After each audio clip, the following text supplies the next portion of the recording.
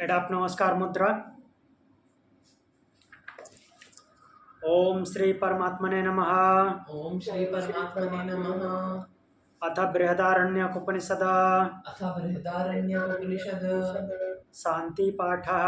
शांति पाठः। ओम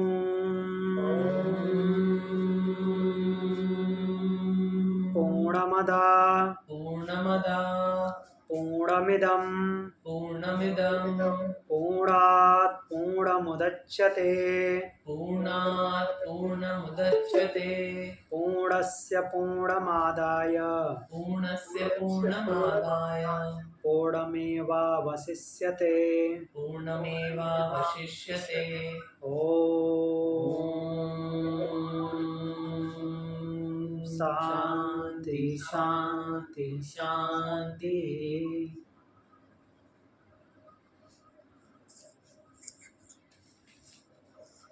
तो चलिए हम मूल पाठ पे चलते हैं। बृहदारण्यक उपनिषद चतुर्थाध्याय तृतीय ब्राह्मण 20 नंबर श्लोक तक हमने पढ़ लिया था,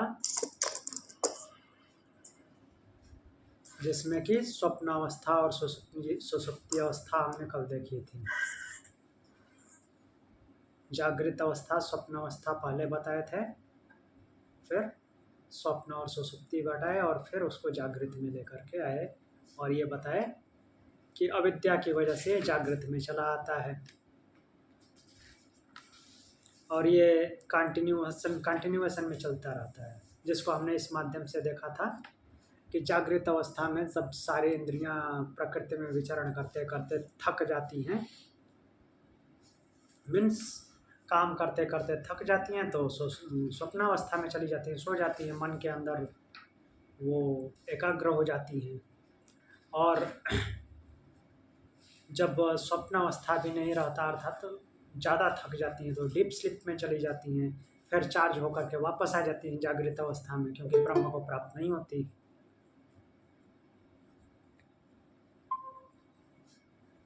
तो सिंपल सा प्रोसेस हमने देखा था कि जब जाग कर काम करते करते थक जाती हैं तो स्वप्न अवस्था या फिर डीप स्लीप में चली जाती हैं और फिर चार्ज होकर के वापस।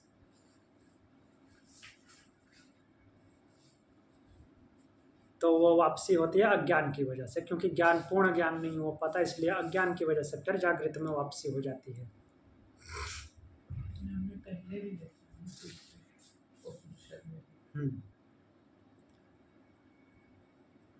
तो अब हम अगला मंत्र देखते हैं, 21 नंबर। तद्वास्य तदतिच्छन्दा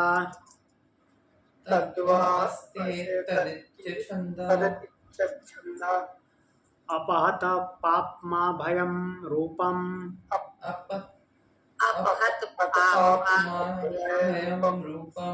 तद्यथा प्रियया स्त्रिया संपरिस्वक्तो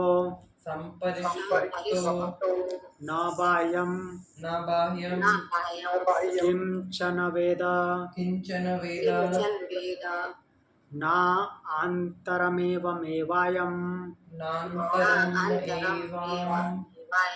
पुरुषः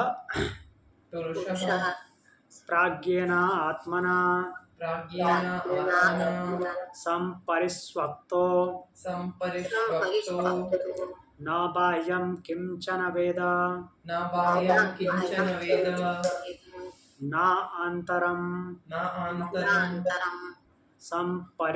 संपरिस्वक्तस्न बाह्यं किंचन वेद न अन्तरं तद्वा अस्यैतदाप्तकामम्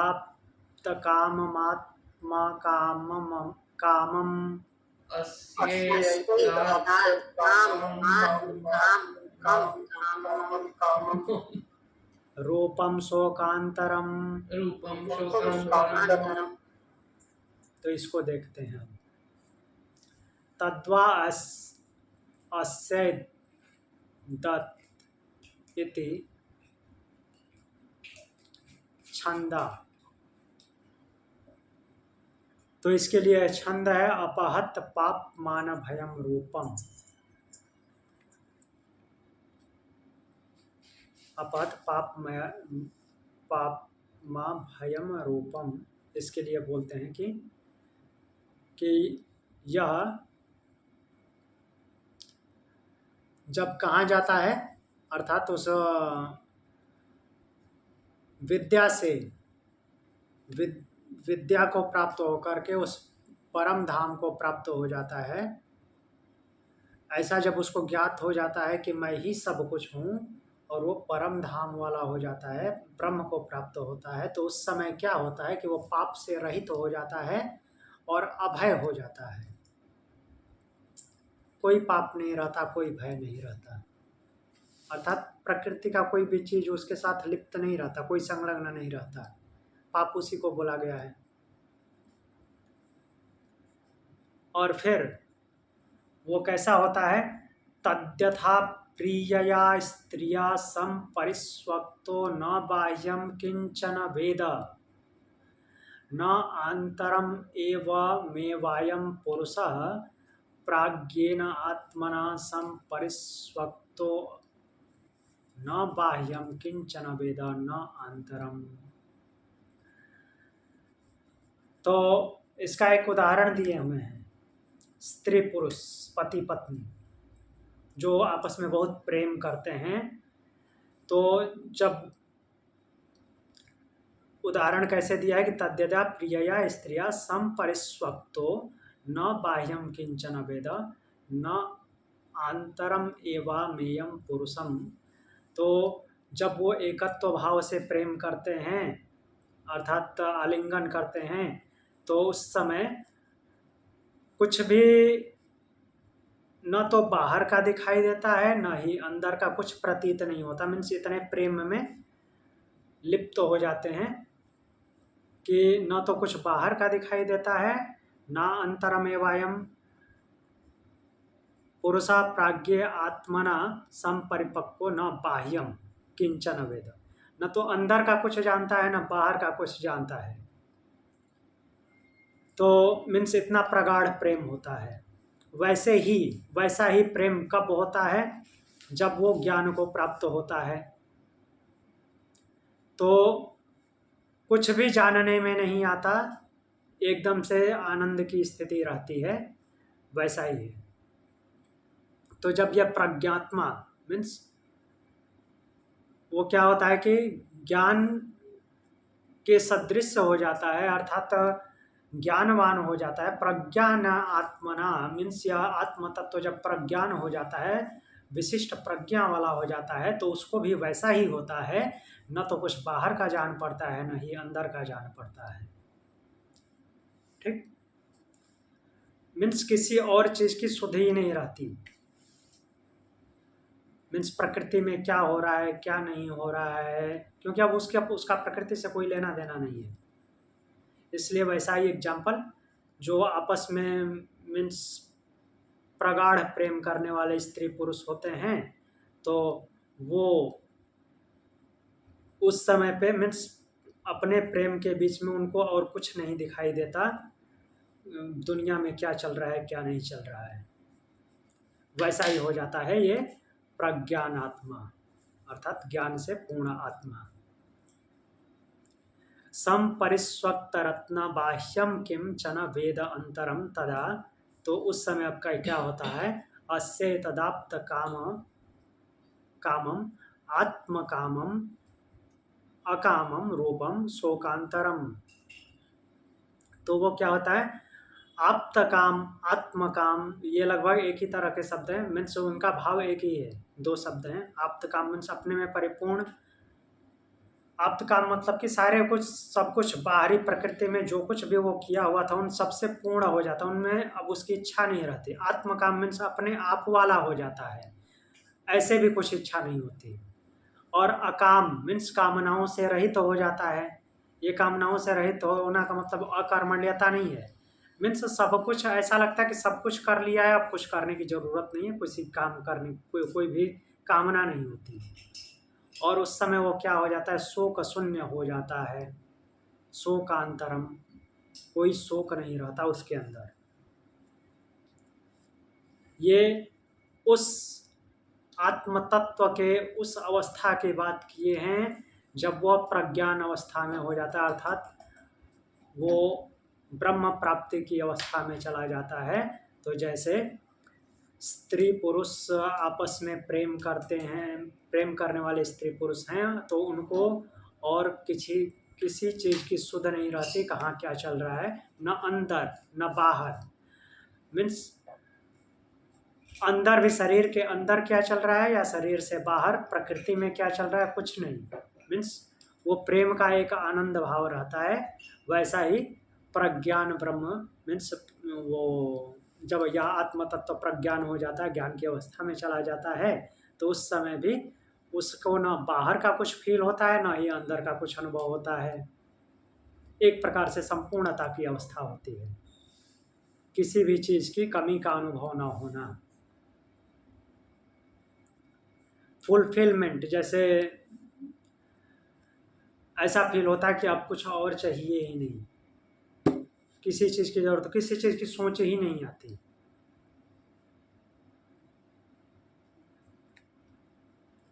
आगे बढ़ें।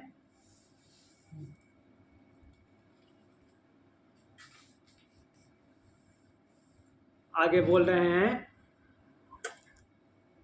अत्र पिता पिता भवति, अत्र पिता पिता भवति, अन्य पिता पिता अत्र पिता पिता भवति, माता माता माता माता, माता माता, लोका अलोका, लोका लोका, देवा अदेव, देवा अदेवा, देवा देवा, वेदा अवेदा, देवा देवा, अत्र स्तेनो अस्तेनो अत्र स्थितो अस्थितो भवति, भवति, भ्रूणः अभ्रूणः, भ्रूणः अभ्रूणः, चण्डालो अचण्डालः, चण्डालो चण्डालो पौल्कसो अल्पौल्कसो, पौल्कसो अपौल्कसो, श्रमणो अश्रमण, श्रमणो श्रमणो अश्रमणः, स्तापसो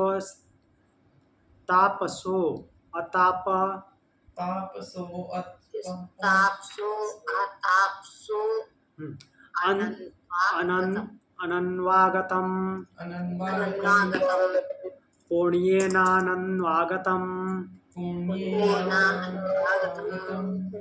पापेन पापेन आश्रमणः, आश्रमणः, तापस तापस, सतापसन सननन्, तापस अतापस, आसनन्,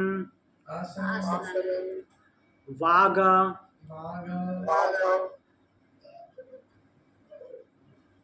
वागत, पुण्येन अनन्वा आगतस्पापेन तीर्णो हि तदा सर्वाक्षोकान् हृदयस्य भवति। और आगे बोल रहे हैं कि जब वो ऐसे प्रज्ञान अवस्था में चला जाता है तो और क्या होता है, अत्र पिता अपिता भवति। प्रज्ञान अवस्था एक प्रकार से जीवात्मा की सुषुप्ति की जैसी अवस्था होती है, वैसे ही है।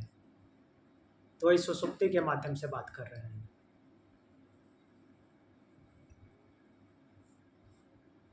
जब जहाँ पे कोई शुद्ध बुद्ध नहीं रहता, अर्थात जब डीप स्लीप में होता है प्राणी, तो उसको क्या समझ आता, कुछ नहीं आता, क्या चल रहा है क्या नहीं चल रहा। वो स्वप्न भी नहीं देखता, ना अच्छे स्वप्न देखता है ना बुरे स्वप्न देखता है, एकदम शांति। बस इतना जगता है तो फील होता है बहुत अच्छा नींद आया है। अब उस नींद में क्या हुआ क्या नहीं हुआ है कुछ नहीं पता, कुछ हुआ ही नहीं, फिर भी सब कुछ प्राप्त हुए जैसा लगता है, एकदम फुली चार्ज हो गया।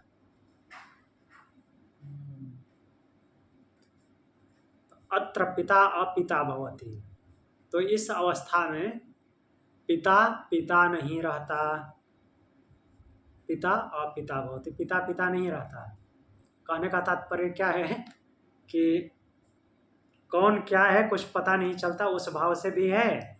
और एक प्रकार से ये कि मान लीजिए कोई किसी का पिता है, अगर डायरेक्ट अर्थ लें तो कोई किसी का पिता है, तो जो डीप स्लीप में है तो किसका पिता है किसका पुत्र है किसका क्या है कुछ पता नहीं चलता। जैसे स्वप्न में तो किसी का पिता किसी का पुत्र बनता है ना, स्वप्न में भी, लेकिन डीप स्लीप में कुछ कोई पिता नहीं बनता। उसी भाव उसी को बोले हैं पिता अपिता भवति, पिता पिता नहीं रहता। वो अगर मान लीजिए स्वप्न भी देखता है, स्वप्न में भी अपने पुत्र के बारे में सोचता है, कोई पिता है तो अपने जो भी जागृत अवस्था में जो जो किया है पहले आज और भविष्य में जो सोचा होगा वो सब देखेगा स्वप्न में, लेकिन अब जब सुषुप्ति में है तो वो कुछ नहीं देखता, अर्थात पिता पिता नहीं रहता। पिता भी अगर किसी का पिता है तो पिता के भाव में नहीं रहता, उस समय वो एक प्रकार से अनंत भाव में अनंत अवस्था में रहता है, कुछ नहीं है, वो कोई रिलेशन नहीं है। माता माता नहीं रहती, माता अमाता, जब डीप स्लीप में माता होती है तो किसी की माता नहीं रहती। हाँ, जब जागृत अवस्था में है तो माता है, स्वप्न अवस्था में गई तो भी माता, मीन्स वो अपने पुत्र या पुत्री के बारे में सोचेगी विचार करेगी, वो स्वप्न अवस्था में भी माता बनी रहेगी, लेकिन सुषुप्ति में माता माता नहीं होती,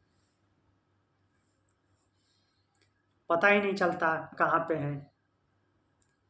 फिर बोले लोक लोक न लोक लोका अलोका, लोक लोक नहीं रहता है, जिस योनि में जन्म लिए हैं वो भी नहीं पता चलता किस योनि में हूँ। देवा अदेवा, देव मीन्स ये इंद्रियों का भी पता नहीं चलता, कौन सी इंद्रिय क्या काम करेगी क्या नहीं करेगी इसका कुछ पता नहीं, कोई सोच बूझ नहीं। वेदा अवेदा, कितना ज्ञान है कितना नहीं है इसका भी पता नहीं चलता, ज्ञान भी ज्ञान नहीं रहता इस तरह से। अत्र स्तेनो अस्तेनो भवति, और जो चोर है चोरी का काम करता है वो भी डीप स्लीप में चोर नहीं रहता। जब गहरी नींद आती है तो वो चोर होता है नहीं होता, भले ही वो स्वप्न में अपने प्लानिंग करेगा अगली चोरी का, लेकिन डीप स्लीप में वो चोर नहीं होता। भ्रूणहा अभ्रूणहा, तो भ्रूणहा मतलब कि भ्रूण की हत्या करने वाला। तो जो इस प्रकार के लोग होते हैं, बहुत सारे लोग ऐसे होते हैं, तो भ्रूण की हत्या वाला अर्थात कि गर्भ में जो बच्चा पैदा होने वाला है उसकी हत्या। तो वो भी क्या होता है डीप स्लीप में वो नहीं सोचता, मीन्स अलग अलग माध्यम बताए हैं डीप स्लीप में क्या क्या नहीं होता। इस तरह से वो क्या होता है कि भ्रूणहा अभ्रूणहा, भ्रूण हत्या करने वाला भ्रूण हत्यारा नहीं होता। चांडालो अचांडाला, जो चांडाल होता है वो चांडाल नहीं होता। पौल कसो अपौल कसो, फिर पोलकस किसके लिए आया है?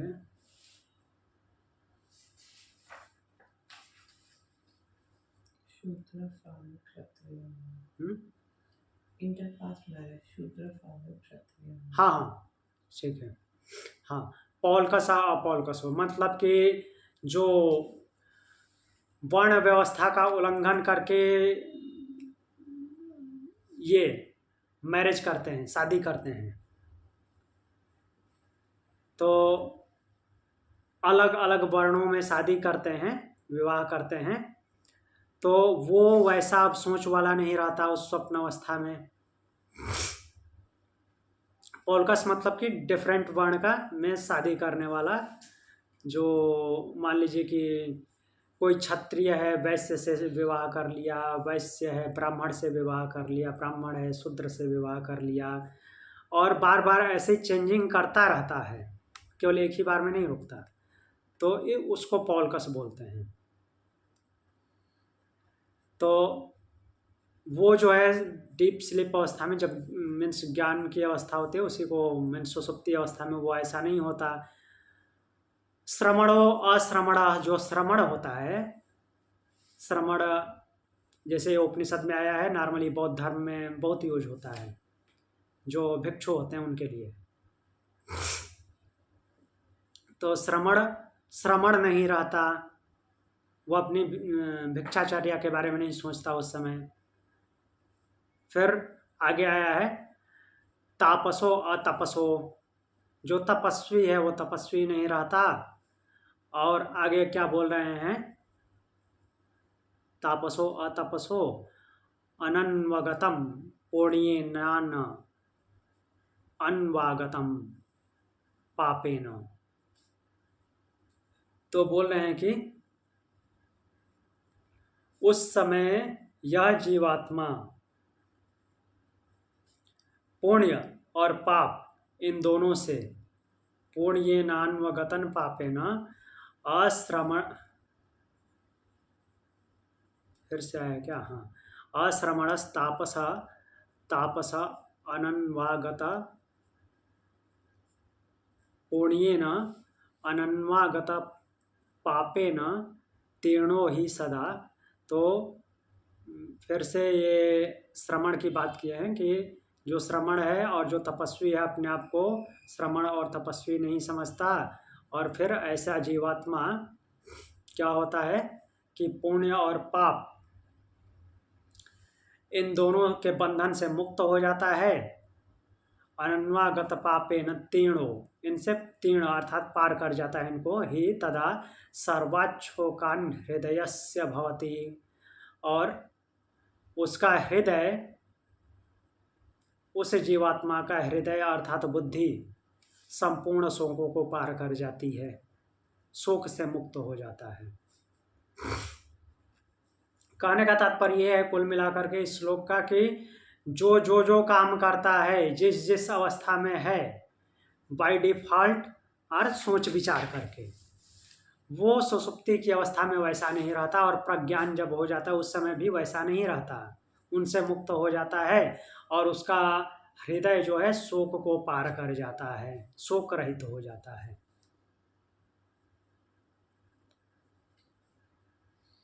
आगे बढ़ें।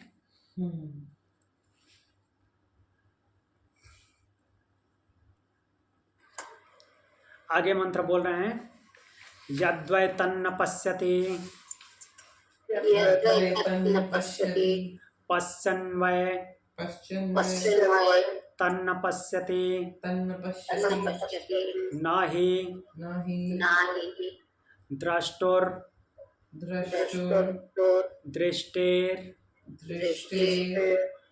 विपरिलोपो विद्यते अविनाशित्वान् न तो तद्द्वितीयमस्ति ततो अन्यद्विभक्तम् यत्पश्येत। तो अब फिर से यहाँ पे इंद्रियों को लेंगे, एक एक करके फिर बताएंगे। यद्वै तत्र पश्यति पश्यन्नैव तन्न पश्यति न हि दृष्टेर्विपरिलोपो। तो फिर क्या बोल रहे हैं कि दो बार शब्द ये रिपीट कर रहे हैं, बट बताने का तरीका केवल अलग है।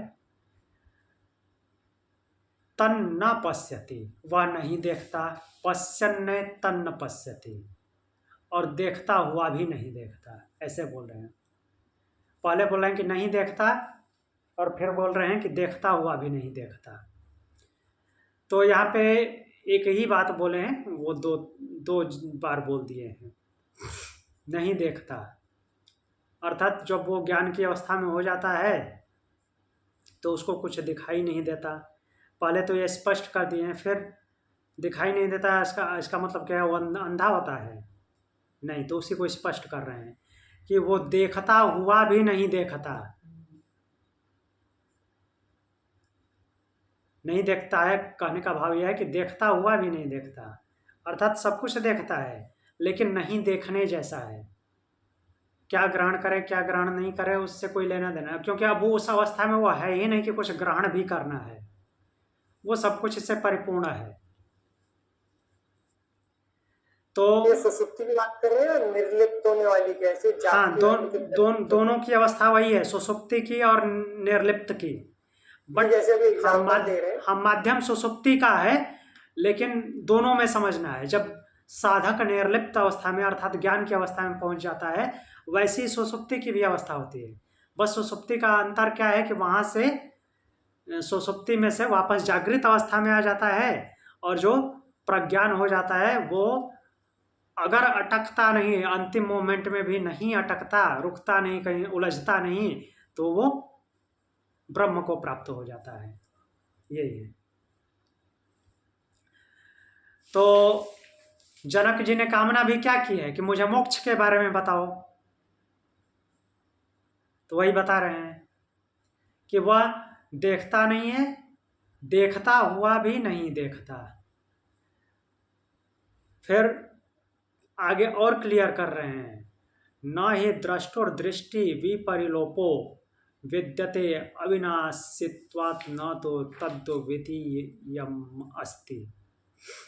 तो क्या बोल रहे हैं कि देखने वाले की दृष्टि का लोप नहीं होता, वो दृष्टा है, देखने वाली की दृष्टि का लोप नहीं होता, क्योंकि वो अविनाशी है। वो जब ब्रह्म के साथ मिल जाता है तो वो अविनाशी है और वो परमानेंट दृष्टा है। ऐसा नहीं कि उसकी दृष्टि चली गई, तो उसकी दृष्टि का लोप नहीं होता, वो परमानेंट दृष्टा है। ऐसा नहीं मानना है कि वो देखता ही नहीं, सब कुछ देखता है लेकिन देखते हुए भी नहीं देखता, उसको कोई ज़रूरत ही नहीं है, मीन्स किसी को देख करके उसको अपने अंदर समाहित करने की, वरना वो प्रकृति में लिप्त हो जाएगा। फिर अब एक चीज पूछूं इस पे। हाँ रुकिए, इस लाइन को क्लियर कर लेने दीजिए, फिर पूछिएगा। फिर बोल रहे हैं कि ततो अन्य द्विभक्तम यत पश्येत, वो अगर वो देखेगा भी तो क्यों, कैसे देखेगा, क्योंकि वो समभाव वाला हो गया है, सर्वत्र समदर्शी हो गया है, हर जगह वो अपने आप को ही समझ रहा है, अर्थात हर जगह वही है, कोई दूसरा है ही नहीं। तो देखने के लिए कोई दूसरा होना चाहिए ना, ये आंख तब ही देखेगी कि इस आंख से कुछ और है, ये आंख ही सब कुछ है, पूरी सृष्टि पूरा विस्तार ये आंख ही हो गई, तो ये किसको देखेगी। तो वही भाव है, बोल रहे हैं कि उस समय उससे भिन्न कुछ दूसरा है ही नहीं जिसे वो देखे। देखने के लिए कुछ दूसरा मानना पड़ेगा, कुछ दूसरा होना चाहिए, जिसको देखना है वो भी वही है, तो कुछ भिन्न होगा तभी तो देखेगा, नहीं है कुछ भिन्न, मीन्स सब में वही है। हाँ भी पूछिए माघ जी। मैं ऐसे बोल रही हूँ जैसे हम बोलते हैं कि भगवान सब देख रहा है, मतलब पाप और पुण्य के युद्ध में, या हाँ। या फिर सत्य और असत्य के युद्ध में सत्य की जीत होगी। हाँ। आज नहीं तो कभी जी। पर जब भी हम ऐसी बातें करते हैं या मनुष्य जीवन में जो संग्राम होते हैं, या जैसे महाभारत में एक संग्राम था मनुष्य जीवन का, जब हम ऐसे संग्रामों को देखते हैं तो हम प्रभु को गुणों में डाल देते हैं ना। हाँ जी। और प्रभु तो निर्गुण है, हाँ। तो प्रभु सत्य या असत्य का साथ क्यों देगा? वो असुरों के लिए क्यों करेगा और वो देवों के लिए क्यों करेगा? क्योंकि वो तो अवगुण है और निर्गुण है। जी अब हाँ ठीक है, हो गया। हाँ मतलब मैं कल सोच रही थी इस बारे में ठीक कि है। ऐसे ऐसे हम जब बोलते हैं, जैसे मेरे को मतलब मेरे जो मित्र हैं वो कैसी बातें करते हैं, वो भी ये बोलते हैं कि सत्य निराश हो सकता है पर पराजित कभी नहीं होता। अब जब मैं ऐसा बोलती हूँ तो मेरे मन में भाव क्या आता है कि आज नहीं तो कल भगवान न्याय करेंगे, ठीक है। अब अगर भगवान न्याय करेगा तो भगवान उस गुण में जाएगा, बिल्कुल वैसे जज की तरह इंसान होता है। अगर वैसा होने लग गया तो भगवान के अंदर गुण या प्रकृति के अंदर गुण आ गए, हाँ ठीक। न्याय करेगी, पता नहीं प्रकृति न्याय करेगी कि ब्रह्म ही न्याय करेगा, और सत्य क्या है असत्य क्या है वो तो मेरी तार्किक क्षमता के हिसाब से मैं सत्य सोच रही हूँ, पर वो प्रकृति का सत्य ना हो। जी, अब सुनिए, वो ब्रह्म एक ही है, ब्रह्म एक ही है, लेकिन वो दो जगह पे काम करता है। एक तो उसके परब्रह्म की अवस्था है, दूसरी जो अवस्था है वो अपर ब्रह्म की है। अर्थात वो प्रकृति के हर पिंड में, हर कण कण में विद्यमान है। और वो जो परब्रह्म है वो न कुछ विचार करता है न सोचता है। वो आपकी निर्गुण वाली बात वहाँ पे अप्लाई होती है। वो एकदम मीन्स अज्ञान शून्यता है, ज्ञान की पराकाष्ठा है, उस लेवल की बात है। लेकिन वही भगवान, वही ब्रह्म अपर ब्रह्म के रूप में प्रकृति के हर पिंड में विद्यमान है। और भगवान भगवत गीता में बोलते हैं कि जो जिस भाव से मुझे भजता है मैं उसी भाव से उसे भजता हूँ। तो वो अपर ब्रह्म की स्थिति है। अपर ब्रह्म मीन्स प्रकृति के हर जगह पे, हर पॉइंट पे वह उपस्थित है, पिंड पिंड में उपस्थित है। और जो जिस भाव से जो कार्य करता है उसका रिप्लाई वहीं पे वो देता है, प्रकृति के माध्यम से। हाँ, तो ये समझ ले कि प्रकृति ही न्याय कर रही है कि हाँ। ब्रह्म का न्याय नहीं, क्योंकि ब्रह्म का न्याय तो शून्य है। हाँ जी, अब प्रकृति का अब डायरेक्टली प्रकृति का न्याय क्यों नहीं बोल सकते, क्योंकि प्रकृति स्वयं में जड़ है। अगर अकेले है तो जड़ है, उस ब्रह्म की शक्ति से कार्य कर रही है, इसलिए उस ब्रह्म के नाम पे होता है कि वो भगवान न्याय करेगा या भगवान ऐसा कर रहा है। कर तो रही प्रकृति की, मैया दक्षिण प्रकृति सूयते सचराचर, पर उसकी ताकत से करती है। मेरी अध्यक्षता में प्रकृति सब कुछ रचना करती है। मीन्स सारा पाप पुण्य सत्य असत्य जो कुछ भी घटित होता है वो प्रकृति ही कर रही है, लेकिन अध्यक्षता किसकी है, उस ब्रह्म की। तो इसलिए ब्रह्म के नाम पे बोला जाता है। मीन्स भगवान करेगा, भगवान ऐसा कर रहा है, ऐसी बात है। तो मीन्स आप जितना पॉजिटिव थॉट्स के साथ आपका एक्शन या रिएक्शन होगा उतना ही वैसे ही पॉजिटिव रिप्लाई भी मिलेगा। जितना नेगेटिविटी के साथ एक्शन या रिएक्शन होगा उतना ही नेगेटिविटी के साथ आपको रिप्लाई मिलेगा, उत्तर आएगा।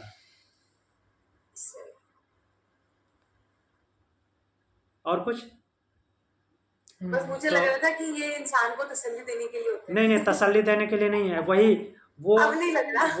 वो ब्रह्म। मैं सोच रही हूँ कि ये भी अच्छा वो होता होगा कि क्योंकि किसी मतलब इंतजार करना इंसान के लिए मुश्किल होता है, लेकिन एक इंतजार बहुत ही बड़ा गिफ्ट है। इंतजार के साथ आप प्रभु के साथ जुड़ो तो बड़ा ही असीमित गिफ्ट है, क्योंकि आप कभी तक इंतजार करोगे ना जी, और उतना पेशेंस जगा लोगे अपने अंदर कि होगा कभी। हाँ जी, आपके इंटरनल एनर्जी जिस लेवल पे काम करती है प्रकृति में, उसी लेवल का रिप्लाई आता है आपके पास। और वो मीन्स वही ब्रह्म है जो कि अपर ब्रह्म के रूप में, मीन्स अपर रूप में अपने आप को नीचे ला करके, चूंकि वो प्रकृति में लिप्त हो गया इसलिए उसी को अपर रूप बोलते हैं, अपर ब्रह्म का। अपर विद्या हाँ जी, जो हमने परा और अपरा विद्या दो विद्याएं वो मुंडकोपनिषद में देखी थी, शौनक ऋषि जो बताते हैं। तो वही है, मीन्स वो ब्रह्म का ही माध्यम है, प्रकृति ही कर रही है, लेकिन प्रकृति अपने आप से नहीं कर सकती, उस ब्रह्म की शक्ति है, इसलिए उसी के नाम पे सब कुछ होता है। और हमारे कर्मों का same time reply, same time भी नहीं तो थोड़ा बाद में भी, मीन्स जैसी सोच है उसी भाव से उतना ही टाइम ड्यूरेशन भी उतना ही लगता है। हाँ, आपकी सोच क्विक रिएक्शन की है तो वो क्विक रिएक्शन वाले रिप्लाई भी आता है। टाइम लगने वाली सोच हुई तो टाइम लगने वाला रिप्लाई आएगा। तो भगवान का भी भगवान जो बोल रहे हैं ये बात कि जो मुझे जिस भाव से भजता है मैं उसी भाव से भजता हूँ, वही बात है, उस प्रकृति में वो जो व्याप्त है, तो जिसके माध्यम से जितना टाइम ड्यूरेशन के साथ वो कल्पना करता है कि यहाँ पे मेरे साथ ऐसा हो, तो वैसा वही घटित होता है। कुछ उसमें डाउट करता है तो और टाइम लगता है, और एकदम संशय रहित तो होता है तो तुरंत रिप्लाई आता है। प्रभु एक बात पूछूं फिर थोड़ा फिर से मेरा मतलब अपने आप से वो जो होने वाली चीजें उस पे है कि जैसे कोई मैंने अगर ऐसा भाव जगा लिया, सपोज मुझे पता चल गया कि हमें अभी कहीं जाना है, कहीं से इनवाइट आया और हम बड़े खुश हैं, मतलब मैं उसके बारे में अगर ज्यादा सोच लूंगी ना कि अरे मैं वहां जाऊंगी तो मैं ऐसा करूंगी, मैं ऐसा करूंगी, तो ऐसा होता है मेरे साथ बचपन से कि वो होगा ही नहीं, होगा वो होगा ही नहीं। नहीं, मतलब मैंने किसी से बात करी और मुझे लगा कि हाँ बिजनेस क्लोज हो गया, अगर मैंने उसके बारे में सोचना शुरू कर दिया ना, हाँ, कि अच्छा ये तो अब क्लोज हो ही गया, ये तो खत्म हो ही गया, इसको तो आगे बढ़ाते, तो वो तो होगा ही नहीं। अच्छा, क्लोज नहीं होता। हाँ, वो इसलिए नहीं होता, आपने प्रत्यक्ष रूप में तो ऐसा सोचा, लेकिन परोक्ष में कहीं ना कहीं वैसा चल रहा है कि कहीं ऐसा बहुत असेस किया। हाँ, कि मैं ना अब मैं क्या करती हूँ, अपने टेक्निक क्या अपनाती हूँ, जैसे दिमाग में जैसे ये एक बार के लिए भी थॉट आया ना कि अच्छा मुझे इनवाइट आया, मुझे यहाँ जाना है इस इवेंट पे, क्या सपोज कभी कभी क्या होता है कि मैंने किसी चीज के बारे में खुशी से अगर सोच लूँ, फॉर एग्जाम्पल जैसे 3-4 दिन पहले किसी का इनवाइट आ जाए और मुझे लगे कि हाँ हाँ बहुत अच्छी जगह है, हम बड़ा आनंदित रहेंगे, ये करेंगे वो करेंगे, तो कुछ ना कुछ ऐसा हो जाएगा कि मैं वहां पहुंचूंगी नहीं। हाँ, वो बात आपकी सही। क्या करती हूँ, जब अब कोई चीज आती है ना, जैसे ये बचपन से देख रही हूँ, जब भी कोई चीज आती है मैं उसके बारे में कोई भाव ही नहीं जगाती, मैं उसे देखती हूँ दृष्टा भाव से कि अब इसके बारे में मुझे कुछ नहीं सोचना, गई तो ठीक है, नहीं गई तो ठीक है, तो पहुंच जाती हूँ। हाँ, ठीक है। उसके बाद में उसके बारे में कोई विचार नहीं आया, इनविटेशन आया था, जाना था तो इसलिए चली गई। अब जब सोची थी कि यहाँ पे जाना ही है, तो ऐसे सामने से तो उसके उस भाव के प्रति उल्लास बहुत ज़्यादा है, लेकिन पीछे कहीं ना कहीं वो सूक्ष्म रूप में कभी कभी ऐसा चला जाता है कि कहीं कुछ ऐसा घटित ना हो जाए, कहीं रुकावट ना आ जाए। वो हाँ, वो अनुभव में डायरेक्टली नहीं आता, क्योंकि वो मैं समझ रही हूँ, बहुत सूक्ष्म में अगर भय बैठ जाए हाँ, किसी तो चीज से, वही तो उसको वो रोक देता है। प्रकट हो जाता है। हाँ, पर प्रभु मैंने तो बचपन से देखा, हाँ, बचपन आज से मैं ही। अपने आप को समझ, आज मैं ज्यादा देखती हूँ अपने आप को, पहले तो इतना नहीं देख पाती थी, पर आज मैं ज्यादा देखती हूँ, तो अपने आप को देखती हूँ कि कोई भय नहीं है, पर जब ऐसा बार बार हो रहा है कि जैसे मैं कोई सिर्फ खुशी की चीजों में, मतलब स्पेशली हैप्पीनेस को लेके जी, कि अगर मैंने कोई चीज को खुशी से सोच लिया कि ऐसा होगा ओ इसमें आनंद आएगा, तो वो पक्का ज्यादातर छिन जाए, अगर मैंने सोचा तो वो छिन जाता। हाँ, वो उस बारे में सोच रही हैं, सोचते सोचना तो आपका वो अच्छा है, मीन्स पूरी तरह से अच्छा चल रहा है, लेकिन उसी बीच में कभी न कभी पीछे से ऐसा चल जाता है कि यहाँ पे जाना है, यहाँ पे कुछ गलत तो नहीं हो जाएगा, वो याद नहीं आता, बट ऐसा होता है तो वही प्रभावी हो जाता है। भाव ही दिखाना था तो पॉजिटिव ही दिखाते, नेगेटिव हाँ, नहीं, नेगेटिव नहीं है, ठीक है, मतलब इतनी आदत होती है कि वो छूट भी जाए ना, तो मैं बोलती हूँ अच्छा मैंने सोच लिया था ऐसे ही होना था, मतलब अब तो ऐसा हो गया कोई बात नहीं, लेकिन अब मैं कुछ जैसे मन में भाव जागता हूँ और कोई चीज आती है तो मैं उसके अंदर भाव नहीं जागने देती, मैं बोलती हूँ मैं सोचूंगी नहीं, हो गया तो ठीक है, नहीं हुआ तो ठीक है, ऐसे इंटरव्यूज में भी होता है। हाँ, तो सोचोगे ही नहीं, वो भी बहुत अच्छा नहीं है। हाँ, अगर नहीं सोचा तो ठीक है, लेकिन ऐसा भाव लेकर के बने रहना कि नहीं सोचूंगी, वो एक नेगेटिविटी है। एक बार आपने ऐसा जैसे इनविटेशन की बात की, एक बार देख लिया और नहीं सोचूंगी, उसके बारे में फिर भूल गई, कभी कुछ याद भी नहीं आया, तो ठीक है, लेकिन बार बार इसी बात की याद आ रही है कि नहीं सोचूंगे उसके बारे में, ये एक नेगेटिविटी है। सब जगह आपने बताया कि कभी कभार मन में ऐसे पीछे ख्याल आ जाता होगा, हाँ, मतलब नेगेटिव वाला, तो आदमी ने अगर वैसे तो ज्यादा तो पॉजिटिव सोचा था ना उसने कि मेरा ऐसा काम हो जाएगा, तो एक नेगेटिव थॉट से उसका काम खराब हो जाए तो गलत बात है, नहीं तो वो भी से पता नहीं कब आ गया। मुझे लगता है प्रकृति काम मेरे से तो पनिशमेंट खेलती होती है। काम जैसे खराब मैंने हो जाता है। There exactly. तो मैंने जैसे एक काम करा, उसकी पेमेंट आने वाली थी, हाँ तो मैंने कहा अरे पेमेंट आई, अब मैं ना ये काम मैं इसकी वजह से कर पाऊँ, बस इतना सोचा। और अब पेमेंट का टाइम आया, पेमेंट नहीं आई, डिले हो गया। अच्छा आई तो आधी आ गई, फंस गई। और मैं सोच रही हूँ यार, मैंने इसके ऊपर शायद मैंने जैसे इसके ऊपर भाव जगा लिया ना कि इसके हाँ, ऊपर डिपेंड होके मैं इससे डिपेंड इतना होकर के ये करना है। खर्चा उठा लूंगी, हाँ हाँ। ये यहाँ भेज दूंगी, वो वहां भेज दूंगी, तो मेरे साथ तो ये होना ही है कि वो फंस जाएगा या लेट हो जाएगा। जिस दिन सोचा होगा, मेरी खुशी के काम ऐसे अड़ जाते हैं। मतलब मुझे लग रहा है शायद मेरी किस्मत का गेम हुआ है, क्योंकि अभी जो आप बोल रहे हो ना सूक्ष्म, जैसे पहले सूक्ष्म का नहीं समझ में आता तो मैं बोलती कि हाँ चलो मेरे सूक्ष्म शरीर का मुझे ज्ञान नहीं है। मुझे लगता है अभी मुझे पता है कि मैं नेगेटिव नहीं सोचती हूँ, मैं इस बात से भयभीत भी नहीं होती हूँ, तो मेरा डर भी खत्म हो गया है कि खुशी छिन भी गई ना तो भी ओके है, नो प्रॉब्लम। हाँ तो हाँ ठीक लेकिन है। थोड़ा सा बैलेंस करने में मुझे मैनेजमेंट देखना पड़ता है, सब कैसे मैनेज होगा। लेकिन अक्सर ऐसा होता है कि कुछ भी मैं सोच लूंगी ना कि मतलब फ्लाइट्स चेंज हो जाती हैं कमाल ही हो जाता है मेरे साथ तो किस लेवल पे खुशियां छिनती है मेरी तो मैं सोचती हूँ कि कुछ भी कर दूंगी मैं, अब मेरे को इसके बारे में सोचना ही नहीं है। तो ये क्या है कि ये कर्मों का एक रहस्य है जिसका मीन्स गूढ़ता का पता लगाना। मीन्स हम बहुत बार, जैसे अभी आप बोल रहे हैं ना, बहुत बार आता है कहाँ नेगेटिविटी है, कहीं तो नहीं है, हमेशा तो पॉजिटिव ही सोच रही थी। बट वो उतनी गहराई तक शायद हम जा नहीं पाते। जैसे भगवत गीता में भगवान बोलते हैं कि कर्म की गति बहुत गहन है, कर्मणो गहना गति। कर्म के स्वरूप को जानना चाहिए, कर्म के स्वरूप को जानना चाहिए, विकर्म के स्वरूप को जानना चाहिए, क्योंकि कर्म की गति बहुत गहन है, उसको पकड़ पाना बहुत मुश्किल काम है कि क्यों ऐसा हुआ। हाँ मतलब क्योंकि कभी कभी क्या होता है, इसी जैसे आप बोल रहे थे, मुझे ये नहीं पता था कि हम टाइम भी डिसाइड करते हैं कि हमारे कर्मों का फल कब आएगा। कभी कभी हम ये बोलते हैं कि वो मतलब प्रारब्ध है, पिछले जन्म से आ रहा है।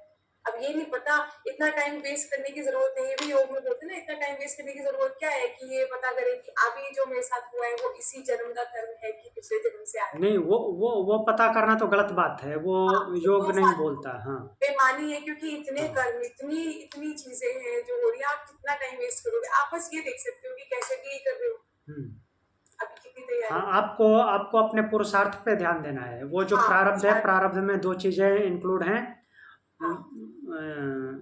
भाग्य और पुरुषार्थ। भाग्य मतलब कि पिछले जो संचित कर्म हैं जी, हाँ, और आपका पुरुषार्थ उसको बदलने के लिए है। वैसे के वैसे ही झेल जाना नहीं, फिर तो वो भाग्य हो गया। लोग बोलते हैं ना कि भाग्य में ऐसा लिखा था, भाग्य नहीं, पुरुषार्थ से चलना है। मीन्स उसी को प्रारब्ध बोलते हैं, जो भाग्य प्लस पुरुषार्थ भाग्य हो गया। मानती नहीं थी मैं, अब भाग्य मानने लगी हूँ, लेकिन मैं भाग्य मानती ही नहीं थी। मुझे सारा सिर्फ लगता था कि मेहनत करो सब बदल जाएगा, मैं भाग्य नहीं मानती। नहीं, तो जो एक्चुअल शब्द है प्रारब्ध, प्रारब्ध से जीवन चलता है। वो तो संचित है, वो आएगा ही, उसको कैसे आपको इम्प्लीमेंट करना है वो आप पे डिपेंड करता है। मीन्स आपको अपना उसमें पुरुषार्थ लगाना है, वही प्रारब्ध है। जो भगवान बोलते हैं ना, कर्मण्येवाधिकारस्ते माँ फलेषु कदाचन माँ कर्म फल हेतुर्भुः माँ संगोस्त्व अकर्मणि, ये प्रारब्ध का ही वो विस्तार है। आगे बढ़ें।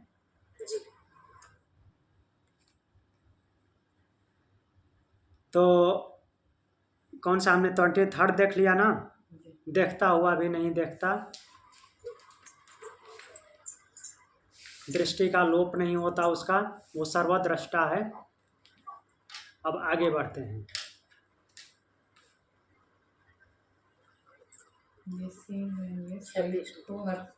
हाँ, स्मेल, टेस्ट, अब उसको एक मिनट,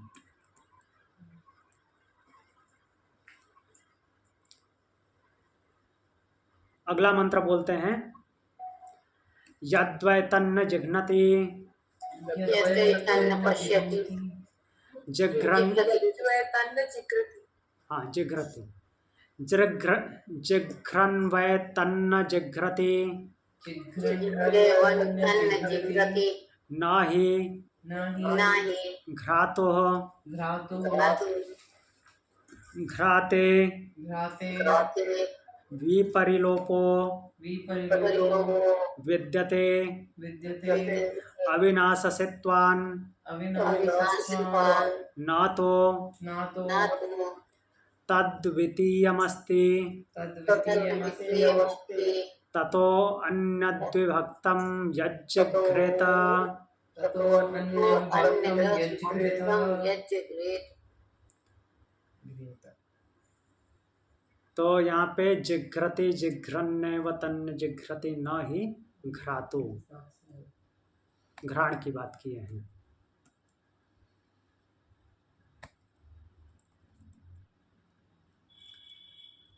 तो घ्राण से हम क्या करते हैं, नाक से सूंघते हैं।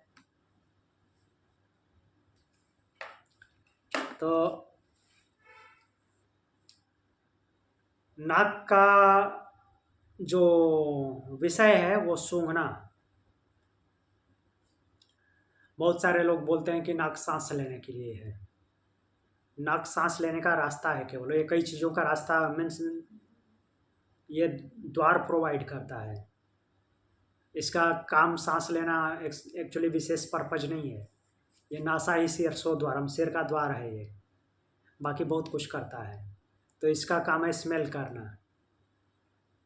सांस लेना लंग्स का काम है, लंग्स से सांस आती है जाती है, उसका माध्यम है, इधर से उसका रास्ता है जिससे कि हवा अंदर जाएगी बाहर आएगी।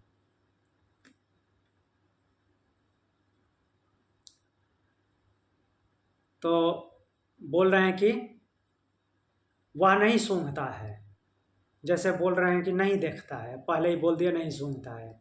क्यों नहीं सूंघता है? सूंघता हुआ भी नहीं सूंघता। ऐसा नहीं कि उसमें सूंघने की शक्ति नहीं है, सूंघने की शक्ति है लेकिन फिर भी नहीं सूंघता। उसको मतलब भी नहीं सूंघने ना सूंघने से।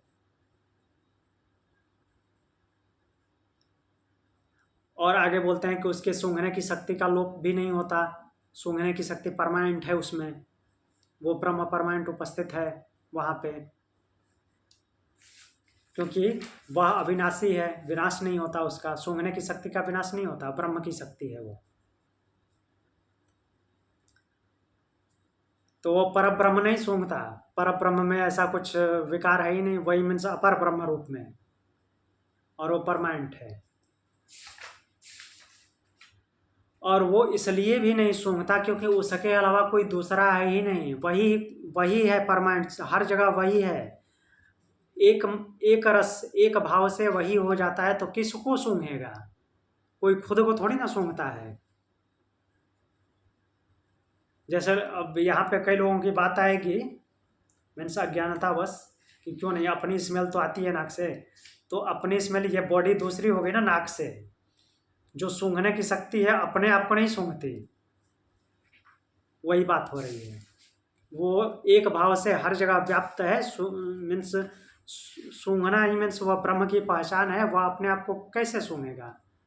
दूसरा कुछ होना चाहिए, दूसरा है नहीं, तो इसलिए वो नहीं सूंघता, सूंघता हुआ भी नहीं सूंघता। ये अद्वैत की डेफिनेशन। हाँ अद्वैत है, अद्वैत की ही बात कर रहे हैं। कोई में यूज कर सकता है अद्वैत की हाँ डेफिनेशन। जी, ये सारा का सारा अद्वैत का ही, अद्वैत को प्रतिष्ठित करता है ये सब।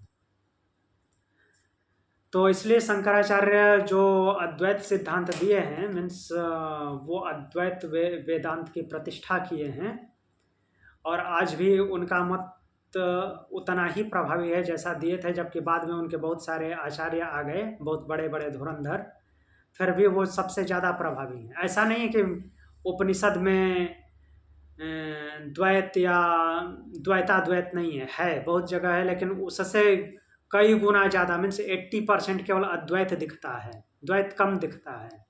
जैसे मध्वाचार्य जी द्वैतवाद के प्रतिपादक हैं, लेकिन वो जो भी द्वैतवाद का सिद्धांत दिए हैं बट उतना द्वैत प्रभावी नहीं है जितना कि अद्वैत है। अद्वैत हमको 80% खुद जो नहीं केवल पढ़ना जानता है वो भी देखेगा कि अद्वैत ही अद्वैत दिखता है। बहुत कम जगह द्वैत दिखता है। जैसे द्वा सोपर्णा सयुजा सखाया, यहाँ पे दो दिख रहा है, एक पेड़ पे दो पक्षी हैं, दो के माने फिर बाद में उसको एक ही कर दे रहे हैं, तो अद्वैत हो ही जा रहा है।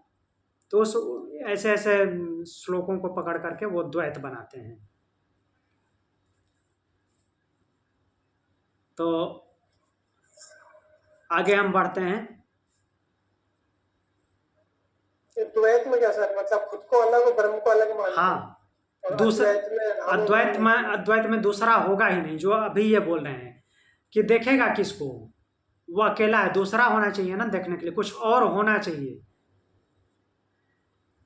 मान लीजिए कि ये पूरी प्रकृति, जैसे नेत्र की बात की देखने की, तो ये पूरी प्रकृति नेत्र ही स्वरूप है। जो कुछ भी है वो देखने का ही माध्यम है, तो वो देखेगा किसको, उसके अलावा कुछ है ही नहीं। सूंघना है तो सब कुछ सूंघने का ही, वो सूंघने वाला खुद ही है। पूरी की पूरी प्रकृति, पूरी की पूरी सृष्टि सूंघने वाला है, तो किसको सूंघेगा? उससे अलग कुछ सूंघने के लिए होना चाहिए, नहीं है। वही अद्वैत भाव है।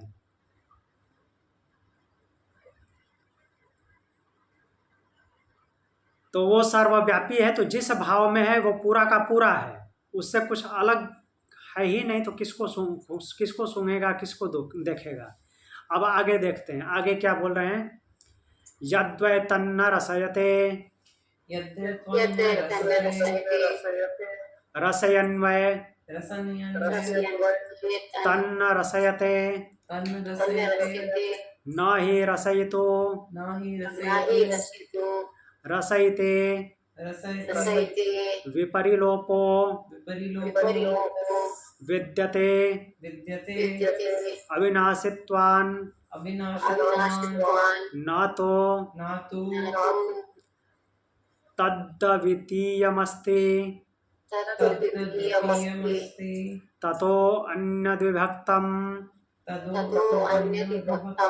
तद्रसयेत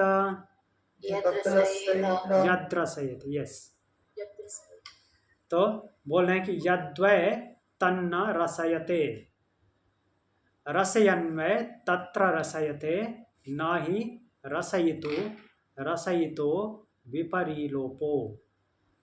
तब यहाँ पे रस लेने के बारे में बोल रहे हैं, जीव की बात कर रहे हैं। जीव भी रस का आस्वादन करती है। तो और वैसे प्रकृति में रस जो है वो विद्यमान है जल में, बट यहाँ पे बात हो रही है उस ब्रह्म तत्व की, वो पूरे के पूरे रस में वही है। तो बोलें कि रसास्वादन नहीं करता, पहले ही बोल दे रहे हैं रसास्वादन नहीं करता, रस नहीं लेता। तन्न रसयते, क्यों? रसायन में तन्न रसयते न ही रसयितो, वह रसास्वादन करता हुआ भी रसास्वाद नहीं करता। अर्थात वो सब कुछ चखता हुआ, मीन्स रस का स्वाद लेता हुआ भी रस का स्वाद नहीं लेता। क्यों? क्योंकि रसास्वादन ग्रहण करने की शक्ति का उसमें लोप नहीं हुआ। ऐसा नहीं है कि उसमें लोप हो गया, समाप्त हो गया। वो रसास्वादन करने की शक्ति उसमें परमानेंट है, वो अविनाशी है। लेकिन वो क्या है कि उससे भिन्न कुछ और है ही नहीं जिसका वो रस ले। इस जीव के अलावा कुछ और होना चाहिए खाने के लिए ना। मीन्स इस जीव के अलावा प्रकृति, अगर पूरे ब्रह्मांड को माने तो पूरे ब्रह्मांड या जीव ही है। किसको खाए, किसको चखे? कुछ है ही नहीं दूसरा। मीन्स पूरे कहने का मतलब कि अब हमारी कल्पना इतनी दूर तक शायद नहीं जा सकती कि ये जीव पूरा ब्रह्मांड कैसे हो सकती है। भाव ये है, इसी को ऐसा मानना है कि ये ब्रह्म की शक्ति ऐसी है जो कि रस रूपी शक्ति हो जा रही है। पूरा ब्रह्मांड वो रसास्वादन करने वाली शक्ति। अब किसका रसास्वादन करे, उसके अलावा कुछ है नहीं। ऐसे बोल रहे हैं। तो आज के लिए इतना ही। आगे आगे इंद्रियों के माध्यम से ही उस ब्रह्म को देखेंगे। ठीक है, और कुछ? ओम शांति। जन्माष्टमी की आपको मुबारकबाद। आपको भी जन्माष्टमी की शुभकामनाएं। ओम शांति। बेसिकली इसमें सारी इंद्रियां